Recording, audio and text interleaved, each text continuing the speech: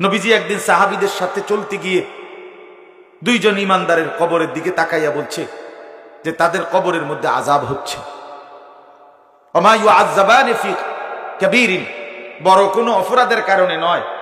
একজন ছগলখুরি করত, একজনের কথা আরেকজনের সাথে, আরেকজনের কথা আরেকজনের সাথে লাগাই দিত, কাজ্জা বাজাই দিত, এই বদভ্যাস ছিল। আরেকজন প্রস্রাব করে, এই নওজোয়ান শোনো ভাইয়া, রাসূলুল্লাহ বলছে কবরের আযাব হচ্ছে এই মুহূর্তে। কেন? সে প্রস্রাব করে ঠিক মতো পবিত্র হতো না। মুত্তা যারা ফানিলাও না, মুত্তা যারা পেশাব পায়খানার পরে পেশাব করে টয়লেট পেপার ব্যবহার করো না, রাসূলুল্লাহ সাল্লাল্লাহু আলাইহি ওয়াসাল্লাম বলছে তোমার কবরে আযাব হবে, কবরে কষ্ট পাইবা।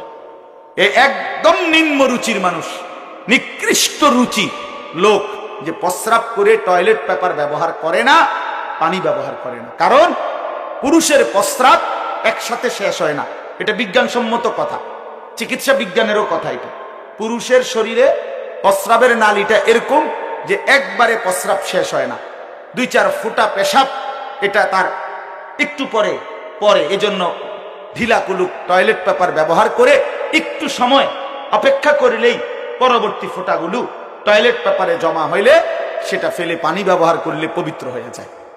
কিন্তু যেই অপদার্থ আপনার মুত্তা সে ইন্ডা টান দিয়ে আঁকটা লেলো হাঁটতেছে, তো পরবর্তী ফোঁটা এগুলো কোথায় পড়ছে? হ্যাঁ, প্যান্টে। তার চাইতে ভালো ছিল একটা পলিথিন ফিন্দা রাখতে ভিতরে, তাইলে রাত হইলে দেখতি যে মোট কয় ফোঁটা জমা হয়েছে। পলিথিনের তলে দেখতা যে পেশাব আসেনি, তাহলে প্রমাণ হইতো। একদিন পরীক্ষামূলক দেখো পলিথিন ফইরা যে পেশাব জমা হয়নি।